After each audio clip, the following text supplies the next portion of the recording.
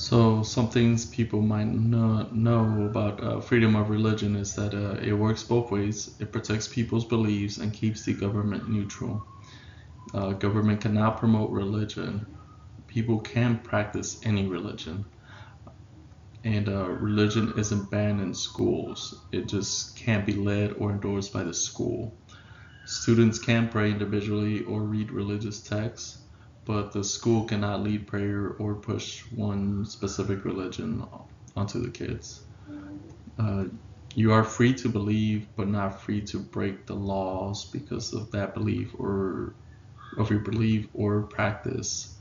That's another misconception. So you can practice whatever religion you may choose to, but you cannot break the law that for your religious beliefs.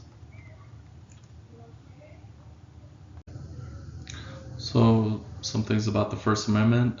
It applies to government action, not private entities. Private companies like jobs, social media, schools can set rules. Free speech protects you from the government, not from being fired or banned online. So some speech is not protected at all. Examples are if you make a threat, you incite some violence, or you say some words that will like lead to a fight or some obscenities. Not all speech is protected, especially when it puts people in danger. That's the main thing to remember. Free speech is powerful, but it's not unlimited, and it doesn't protect you from everything. So you can still get fired from your job or get banned or face social consequences based on your speeches.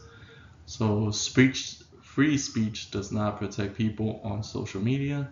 So social media platforms are allowed, they're private companies, so they are allowed to remove content or ban you as a user. So freedom of the press means it protects information that the press puts out, but they are not supposed to misinform the public, and they can be found guilty or deal with some consequences if they are misinforming the public. Anyone who publishes information is protected. That means bloggers, social media users, independent creators, they're protected by freedom of the press. Freedom of the press does not just apply to big news organization, it applies to anyone who is sharing information. One of the misconceptions is that the press they are not able to be punished. That's false. The press can still be punished after publication if the publication is false or the information is incorrect. They could be sued for defamation, for putting out harmful lies, and freedom of the press does not protect publishing, but not publishing false or dangerous or damaging information without consequences. So if you publish something that is false or damages somebody's reputation, a company or something like that, and later on it turns out that whatever they put out was wrong, then they get find themselves in some legal battles for the consequences of that defamation. Another misconception is that media can say anything they want. Like I mentioned, they could be sued for defamation and held legally accountable. And another misconception is that only professional journalists have this right. No, that's false. Everyone has the right to press, and not just reporters. The Fourth Amendment basically protects people from unreasonable searches and gives rules police must follow, like needing probable cause and often a warrant signed by a judge to, say, search a house, a vehicle. It also protects your privacy, especially in your home, and limits government power from being abused. People that believe that police always need a warrant, that is not true. The law allows certain exceptions where police can search legally without a warrant.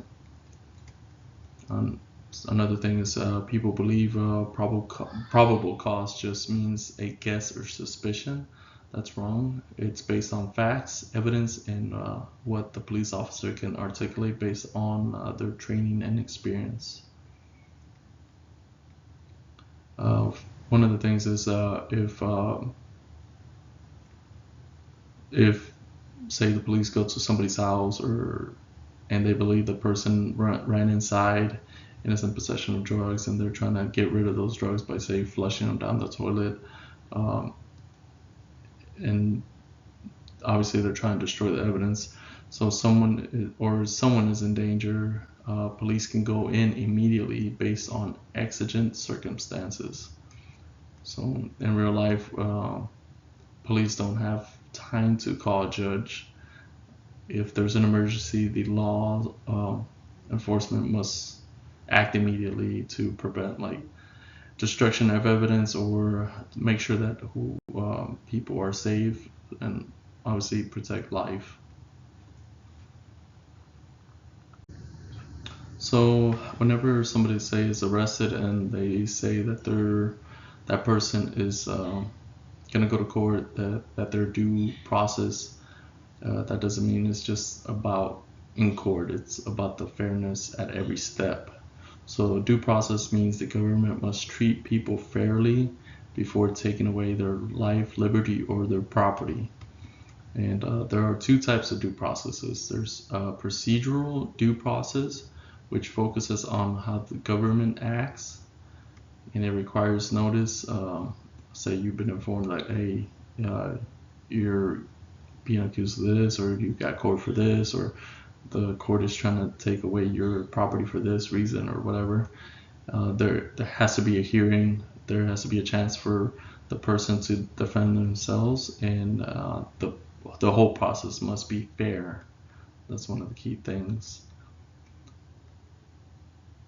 And there's also substantive due process, which focuses on what the government is doing. Laws themselves must be fair and not unreasonable. So somebody they create a law that is just not fair for the people, then obviously the whole process is not fair because because of that law. So due process isn't just about having a trial, it's about making sure both the process and the law itself are fair.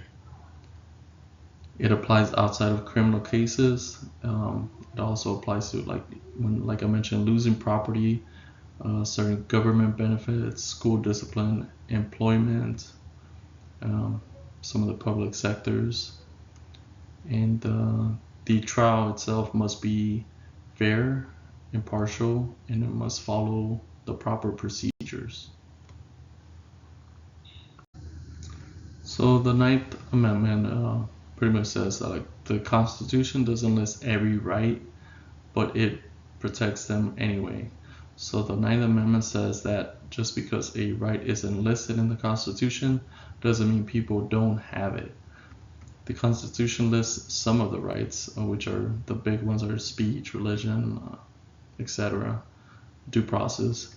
But the founders knew that they couldn't list every right, so they added the Ninth Amendment to protect unlisted rights. This prevents the government from saying if it's not written, you don't have that right. The Bill of Rights is not a complete list. As I mentioned, the Ninth Amendment confirms people naturally have more rights and government power is still limited. One of the misconceptions is the Constitution is not meant to list everything. The Ninth Amendment directly rejects that idea. Without it, government could limit rights to only what's written on the Constitution. Another misconception is many rights we value today are not explicitly listed in the Constitution. The Ninth Amendment allows flexibility for growth of rights over time. And, I mean, the Constitution was written hundreds of years ago, so things naturally have changed from then. So this is where the Ninth Amendment can be applied. The 10th Amendment is why laws can differ from state to state. The 10th Amendment says that any power not given to federal government are reserved to the states or the people. The federal government only has specific listed powers. Everything else defaults to states or the people. States control major areas like law enforcement and policing, education systems, traffic laws, public health policies. The 10th Amendment protects against federal overreach, so they want to avoid too much centralized control. One of the misconceptions is that the federal government does not control everything. Most laws that affect daily life are state laws. The federal government handles like the national defense, immigration, currency, and other things. Another misconception is that states can do whatever they want. That's incorrect. States are still limited by the Constitution, federal laws, and individual rights. So, equal protection doesn't mean everyone is treated identically. It means the law must treat people fairly and with a valid reason. The law allows different treatment. In some situations, courts look at whether there is a valid reason to treat them differently or whether the law is fair and justified. Some examples are age restrictions, like somebody driving, somebody drinking, different rules for minors versus adults, and security screenings at the airports. Some groups get stronger legal protection than others, and there's also some get strict scrutiny. Some of the highest protected things that are protected are like race and religion. Government must have a very strong reason. Intermediate scrutiny is more like your gender, male, female. And the more serious the issue, the stricter the court review is. The law actually looks at some of the types of discriminations more closely than others. Some misconceptions are that equal protection means everyone must be treated exactly the same. That's not correct. Equal protection allows differences if there is a good reason. It's not unfair or discriminatory. For example, like treating children and adults differently isn't discrimination, it's just reasonable. Another misconception is that all discrimination is illegal, and that's false as well. Only certain types of discrimination are illegal, and those are the ones that especially involve race, gender, religion, and national origin. As far as for discrimination, not all unfair behavior is illegal, but some types of discrimination are. The law only protects certain categories called protected classes like race, gender, religion, national origin, disability, and other depending on the laws. If it's not based on a protected class, it's usually legal. Discrimination laws apply in specific areas, not everywhere. These laws mainly apply in employment, housing, education, public accommodations. One of the misconceptions is that all unfair treatment is illegal discrimination. You can treat people differently for many legal reasons, skills, behavior, qualifications. Another misconception is that you can sue for discrimination in any situation.